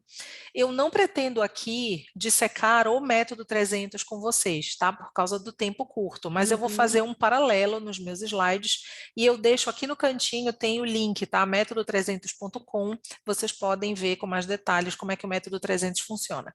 Mas, em geral, ele acontece após uma etapa de avaliação. Então, a gente tem uma prova, os alunos têm um tempo para estudar em grupo e depois é feita uma prova que é chamada de prova 300. Né? Então, na prova integrada, ou seja, nós integramos todas as disciplinas do semestre que os alunos estavam trabalhando, os alunos da turma ENAD. Então, a gente pegou os resultados de todas as disciplinas na primeira avaliação, para que eles pudessem ter o tempo de estudo em grupo e fizessem o que a gente chamou de prova 300 integrada, que também funcionou, tá, como um simulado ENAD para eles. Então, no método 300 clássico, como a gente está trabalhando uma disciplina, o que acontece? É estabelecida uma nota de corte, os alunos que ficam acima do corte, eles são chamados de ajudantes, e os que ficam abaixo do corte são chamados ajudados. E somente os ajudados é que refazem a prova, é que fazem a prova 300. Os ajudantes, eles ganham bonificações ajudando os colegas, então a bonificação que eles recebem é proporcional a que os colegas que fizeram a prova atingirem. Mas nós tivemos um desafio, que é fazer um método 300 com várias disciplinas. Então, com várias disciplinas, os alunos ficariam acima da nota de corte em algumas, mas ficariam abaixo em outras. Então, o que nós pensamos? Como a gente também quer usar isso como uma estratégia de preparação para o ENAD, não seria interessante para nós que só alguns alunos fizessem a prova. Então, nós definimos que todo mundo vai fazer a prova 300, mesmo quem é ajudante em algumas, ajudado, né, em outras. Então, todo mundo faz o mesmo simulado, né? Todo mundo faz o simulado ENAD. Nós colocamos uma nota de corte como sendo a mediana da nota em cada disciplina, então metade dos alunos seria ajudante, metade dos alunos seria ajudado em cada disciplina, sendo que em algumas disciplinas que a mediana ficasse muito alta, a gente colocou uma nota máxima de 8, seria o corte máximo de 8 aí. A média para passar aqui no CESUMPA é 7, tá? Então nós colocamos isso em 8. O aluno deveria ter feito a primeira avaliação, né, para poder participar do método 300, porque o método 300 não é uma prova de segunda chamada, tá? Então, a gente precisa que o aluno tenha feito a primeira prova para ele poder assumir um papel. E como a gente estava trabalhando de forma integrada, o aluno precisaria ter feito a primeira avaliação em pelo menos 3 disciplinas do 8º período. A gente tinha 6 disciplinas rodando. No método 300 clássico, quais são as metas que os alunos precisam atingir durante a temporada de estudo em grupo, que é uma temporada de mais ou menos uns 10 dias, tá? eles precisam se encontrar e comprovar esses encontros em que eles estão indo para estudar juntos. Os ajudantes elaboram exercícios para os ajudados fazerem. Os ajudados resolvem esses exercícios e depois entregam para o professor, e eles preenchem um formulário de autoavaliação, o quanto eles acham que ajudaram, e os colegas que são ajudados, o quanto eles se sentiram ajudados. Isso tudo é utilizado pelo método 300 para calcular a pontuação, a bonificação que os alunos recebem, né? Vocês podem ver detalhes sobre isso lá no site do 300. Como é que nós adaptamos isso para uma prova integrando várias disciplinas? Eles ainda têm que comprovar que se encontraram para estudar. Eles ainda têm que elaborar, os ajudantes elaboram, né, os exercícios para os ajudados, e aí nós colocamos para que eles elaborassem 2 questões por disciplina. Então, cada disciplina que eles são ajudantes, eles elaborariam 2 questões. E como todos eles são ajudantes e ajudados, todo mundo resolve essa lista de exercício que foi construída coletivamente.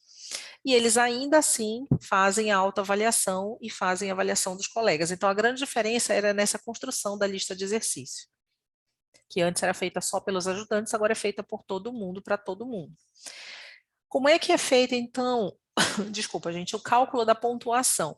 No método 300 clássico, para uma disciplina só, os ajudados somente fazem a prova. Então, essa prova é substitutiva. Se eles tirarem uma nota maior, a nota é substituída, né, pela nota nova da prova 300. No caso da prova integrada, o aluno ele vai ganhar uma bonificação, então aí nós definimos se era 1 ponto extra, 2 pontos extras, enfim, uma pontuação que é definida, né, para eles fazerem esse simulado, e o aluno, nas disciplinas em que ele é ajudado, ele ganha uma pontuação proporcional aos seus acertos individuais. Então, quanto mais ele acertar, né, do simulado, mais ele ganha uma pontuação.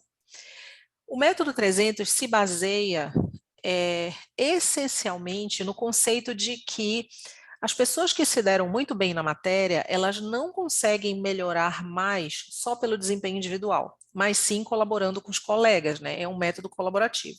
Então, no método 300, originalmente, o ajudante ele ganha uma pontuação extra, até 1 ponto, até 1,5 ponto, até 2 pontos, isso o professor define, mas ele ganha essa pontuação proporcional à melhora que os ajudados do grupo dele tiveram. Então, quanto mais ele ajudar, mais preparados os alunos vão para a prova 300 e mais eles vão melhorar. Quanto mais eles melhorarem, mais perto ele chega da pontuação total, né, que o professor definir lá, por exemplo, 1 ponto extra. Então, na prova integrada, né, como foi que nós fizemos? Como todo mundo faz a prova, então o aluno, nas disciplinas em que ele for ajudante, ele vai ganhar uma pontuação proporcional à melhora média do grupo, porque isso vai aumentar o interesse dele em ajudar os indivíduos do seu grupo a melhorar em todas as disciplinas. Então, na disciplina em que o aluno é ajudado, ele recebe a pontuação individual dele. Nas disciplinas em que ele é ajudante, ele recebe a média do grupo, ok? Mas a gente colocou também horas complementares, né, para os alunos poderem ter essa motivação. A prova em si, ela tentava fazer exatamente o que um simulado ENAD faz. Então, ela tinha 40 questões, o mesmo número de objetivas, discursivas, de questões de conhecimentos gerais e conhecimento técnico. Tá? Poliana, 1 minuto. Ok, até porque a gente queria que os alunos, a gente queria poder usar o resultado desse simulado já para avaliar como é que os alunos se sairiam, né, no ENAD. Nós aplicamos isso com 21 alunos, né, 5 disciplinas, o corte no máximo 8, né, esse quantitativo eu vou acelerar um pouquinho por causa do tempo.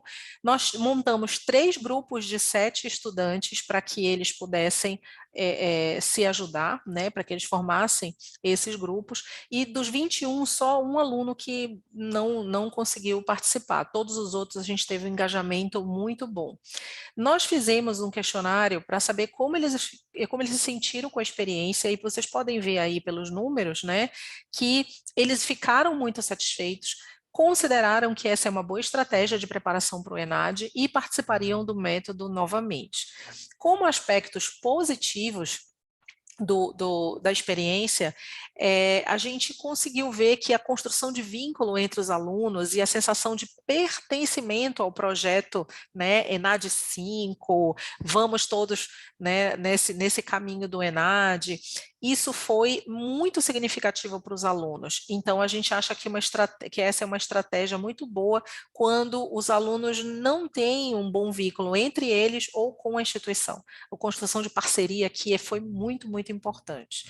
Como aspectos negativos, a gente percebeu que os alunos que são ajudantes, eles tiveram um trabalho muito grande, porque eram muitas disciplinas para fazer questão e tudo mais, então a gente está pensando em estratégias para reduzir aí o trabalho que os ajudantes têm, sem perda, né, na questão de estudo e de aumentar aí o conhecimento técnico dos alunos.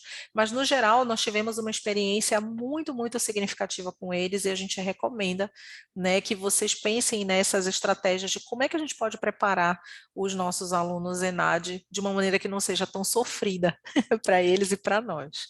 É isso, gente. Esse é o meu e-mail, o e-mail do professor Felipe e a principal referência é do professor Fragelli, criador do método 300. Muito obrigada.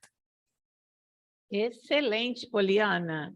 Eu gostei muito dessa ideia de ajudantes e ajudados. Eu sei que talvez os ajudantes tenham tido um trabalho, né, hercúleo, assim, com muitas responsabilidades, mas nessa interlocução entre os próprios alunos, eu penso que o resultado é muito mais positivo, né? E eles conversando entre eles, trocando, às vezes, uma dificuldade que um aluno tem de falar para o professor, para um colega ele não vai ter essa dificuldade. Isso mesmo. Então, excelente. E essa ideia de utilizar essa proposta do ENAD dentro de uma prova integrada também é muito bom. Muito bom mesmo, viu? Parabéns. Muito obrigada, gente. Qualquer coisa a gente está à disposição para tirar dúvidas de vocês. Perfeito. Alguém quer perguntar alguma coisa para a Poliana? Então, vamos para a apresentação da Fernanda, pode ser? Um minuto, professora, só colocando aqui.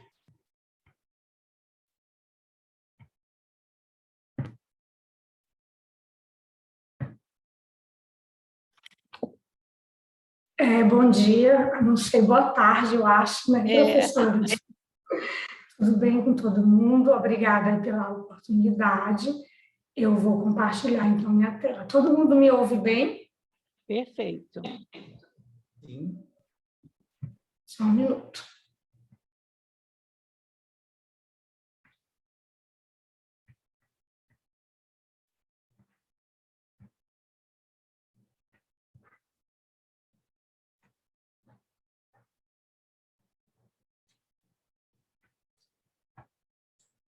Compartilhamos, não é isso? Fernanda, vai no livrinho que está aí do lado, porque você está no modo apresentação, mas esse modo apresentação só aparece para você. Tá. Quando você... Agora sim, perfeito. Tá? Expandir aqui, professor. Pronto, perfeito agora, certinho? Perfeito. Ok, então vamos lá. Eu sou Fernanda Cláudia, eu sou professora do Centro Universitário Nova FAP, em Teresina, Piauí, e aí faço também parte, dentro da instituição, do grupo de estudos de metodologias ativas, né, que a gente denominou de GREMAL. Cada instituição, né, tem uma sigla e um nome diferente. O da nossa é o GREMAL.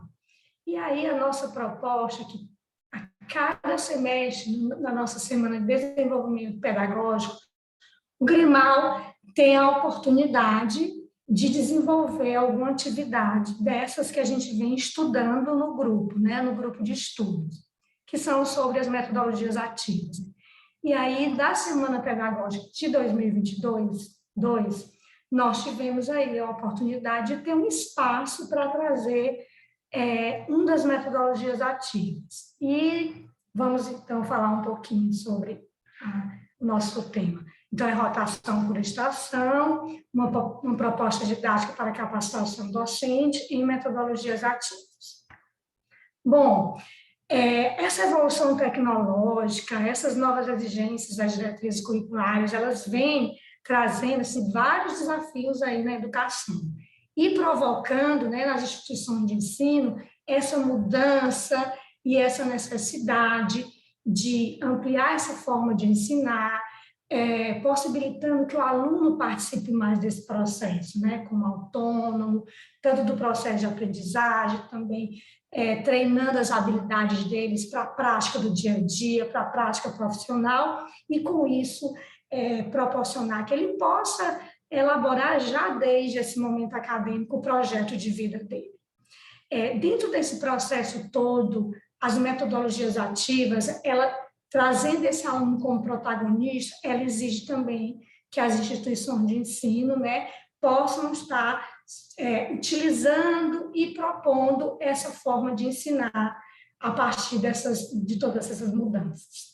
Dentro disso, né, autores destacam que essa forma de operacionalizar, e aí eu trago uma aqui, que são as rotações por estações, que é um tipo de modalidade de ensino híbrido, ela possibilita, e aí essa rotação por estação, que a gente traz aqui só um pouco mesmo, não vou me deter tanto no método, mas vou trazer um pouquinho de como ele é aplicado, vale a pena colocar que essa possibilidade de que o aluno rodizie, participe ou tenha contato com a temática sobre várias perspectivas, em grupo, para que nesse momento ele possa ver os conteúdos de formas dinâmicas e diferentes, né, a partir do objetivo da disciplina, como também interagir entre a equipe, né, isso já possibilita que ele trabalhe essa relação interpessoal com a equipe, que é o que ele vai fazer no futuro. Bom, e aí para operacionalizar essas temáticas, que ela pode surgir de temas diversos e sempre o professor, o docente, ele precisa entender os objetivos de cada semana, os objetivos de cada conteúdo, e a partir disso, ele propõe aí essa forma de aplicar as várias temáticas de acordo com, claro, o plano de ensino dele. Bem, então, o nosso objetivo do trabalho foi trazer essa experiência, né, do GREMAL, do Grupo de Estudos e Metodologias Ativas, em trazer a rotação por estação, o método, com os docentes do UniNovaFap. E aí, por que a escolha por rotação por estação? Quando nos foi dada essa oportunidade, nós fizemos uma enquete entre os professores, né, e perguntamos o que você gostaria de aprender, ou discutir, ou revisitar suas habilidades em metodologias ativas. E aí a rotação por estação foi unanimidade, né? Talvez pela vontade de estar aplicando, ou por já aplicar e sentir algumas dificuldades.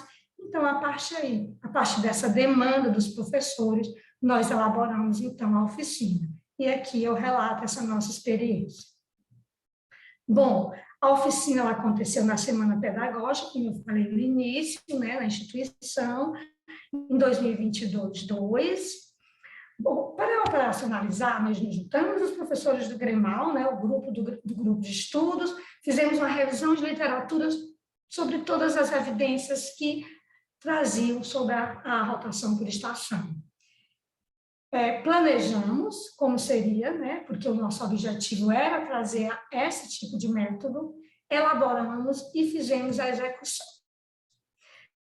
No momento da execução da oficina, nós dividimos os docentes em 3 grupos, elaboramos 4 estações distintas, né, falando sobre as metodologias de uma forma geral. Essa era a nossa temática. A primeira estação, nós colocamos um conteúdo científico. Distribuímos textos para os professores compartilharem aí as evidências. Na segunda, nós colocamos uma imagem interativa, para eles entenderem e discutirem a partir do que aquela imagem remetia para as metodologias ativas.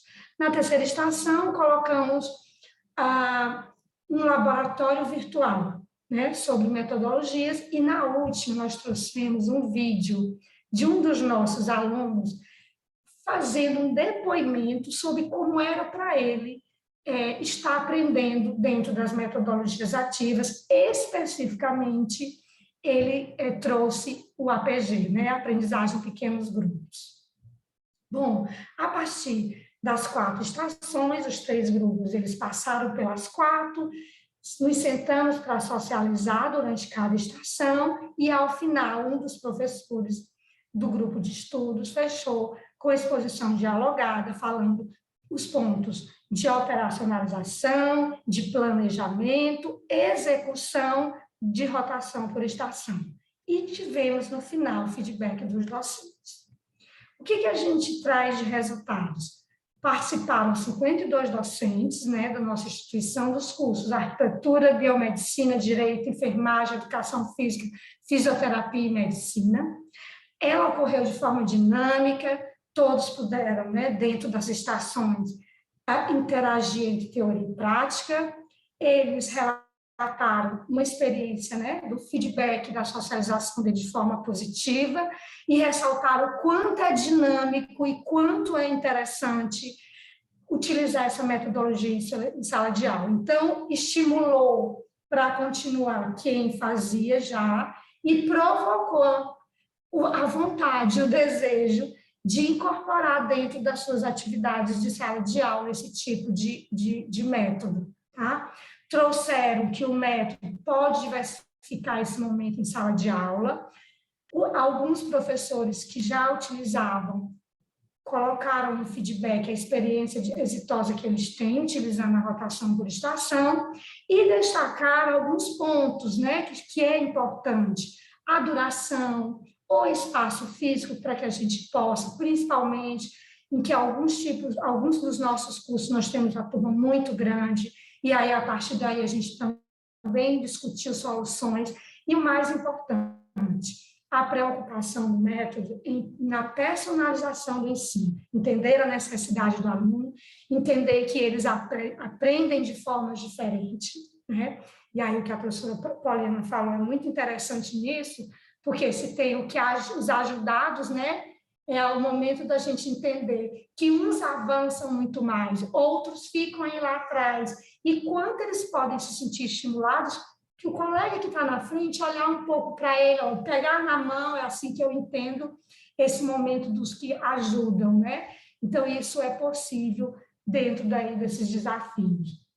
Bom, e a gente conclui que a rotação por estação é uma estratégia de ensino-aprendizagem dentro do que a gente diz de ensino híbrido, né? Porque ela oferece essa oportunidade, um momento é fora de sala de aula, outro momento é em sala de aula. Ela é eficaz, ela é dinâmica, provoca o aluno a trabalhar em equipe, né? Porque a estação ela vai acompanhando o grupo precisa receber a tarefa da estação, entender e dar o feedback, e aí eu entendo que é um trabalho em equipe muito importante. Vantagens e desvantagens do modelo, é preciso a gente entender que a gente tem muitas possibilidades que já... Fernanda, 1 minuto, tá?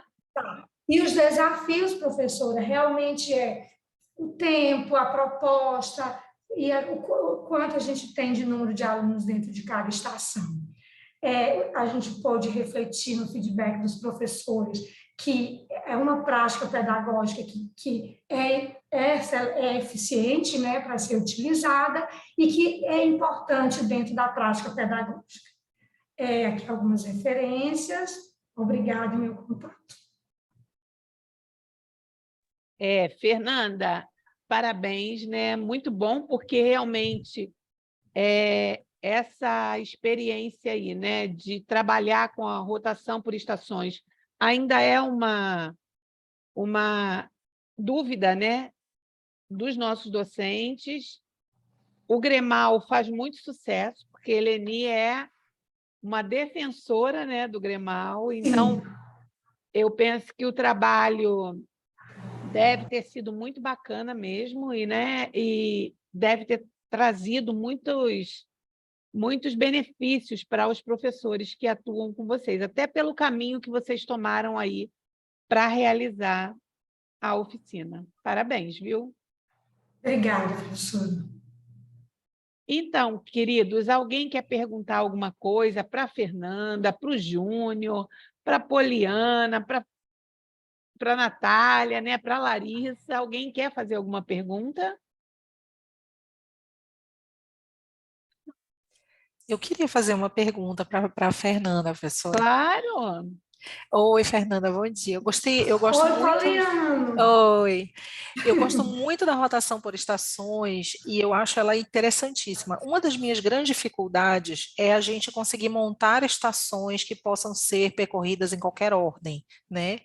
Então, eu queria saber como é que foi a socialização, se vocês sentiram diferença assim na socialização com os alunos, dependendo da ordem que eles começaram, e se vocês digamos assim, se vocês conseguiram fazer com que eles aproveitassem independente da ordem. Pronto. Qual foi a estratégia, né? Qual foi a estratégia? A gente usou uma estratégia interessante e que essa estratégia a gente pode até que não tenha na sala de aula ou pode propor. Nós, professores do Gremar, ficamos como supervisores de cada estação, fixo. Nós ficamos fixos na estação para receber todo mundo e ver aquele olhar de acompanhamento. Claro que a gente percebeu, Poliana, que eu fixa na minha estação, eu percebi ao longo dos 3 grupos que passou, uns eram mais rápidos, outros eram mais lentos, uns apresentaram coisas diferentes. E isso tudo eu entendo que acontece e que sempre vai acontecer no nosso dia a dia. A estratégia do monitor em cada estação foi o ponto principal, professora Paulina, para que desse certo. Então, pensando, e aí eu quero socializar, quanto eu fiquei contente na sua... Eu deixei para falar agora também para não atrapalhar, não dos outros professores, parabéns a todos, é porque, até peço desculpa, eu cheguei depois, porque a professora Valéria estava em aula, e então eu cheguei bem atrasada, e fiquei assim, bem receosa de estar me mexendo muito, mas quero parabenizar todos os professores, cada um trouxe uma coisa que, com certeza, eu revisitei minhas habilidades como docente e aprendi muito. Mas, especificamente aqui para a professora Poliana, eu enxergo, professora Poliana, que a gente pode utilizar esse monitor como sendo aquele aluno que está lá na frente. Não sei se poderia a gente fazer assim. E quero lhe dizer que vou utilizar, porque eu sou focal na enfermagem em relação ao ENAD. E os alunos não querem, professora, ir para os treinamentos, e eu vou fazer essa estratégia, viu? Vou entrar em contato no seu e-mail, que ela pedir permissão, para estar vendo essas estratégias, para ver se a gente desperta nesse aluno esse interesse e esse compartilhar, porque o que eu digo para os grupos, né? Passando para incentivar. Professora Valéria, se eu estiver falando, pode me interromper. Eu digo para eles que é tão importante esse momento, porque, além de tudo, não é só uma prova, mas é a oportunidade de eu parar e pensar assim, o que eu conheço? O que eu preciso saber mais? E o que a instituição está dando para mim? Porque a gente está fazendo estratégias, professora, aqui na nossa IES, de revisão de temas, de trazer todas as possibilidades, como é que escreve, como é que faz um texto, como é o português, tudo. A gente está tentando entender todas as facilidades e trazer essa oportunidade de que ele possa olhar para ele e pensar, o que é que eu tenho de dificuldade? O que eu preciso aprender? Porque para a gente, dentro de uma sala, fica difícil entender as proporções. Cada um é personalização do ensino. Cada uns estão na frente, outros estão bem atrás. A gente tem essa heterogeneidade nos nossos alunos. E isso, às vezes, atrapalha, inclusive, o andar das estações, professor. Não sei se eu lhe respondi. Respondeu sim, professora, muito obrigada. A gente vai dando um spoiler, a gente está tentando uma outra estratégia de preparação dos alunos ENAD usando o Team-Based Learning. Então, no próximo evento STEM já vai ter uma submissão, tomara que seja aceita.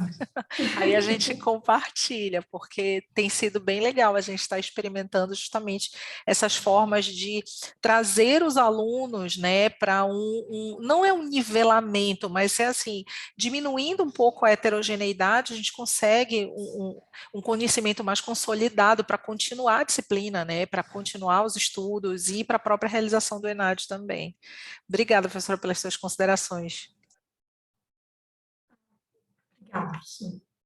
Bom, gente, eu queria agradecer a todos, né? Dizer que foi uma manhã muito proveitosa e trabalhos muito, ao mesmo tempo, diversificados, mas que acabavam se completando um pouco, né?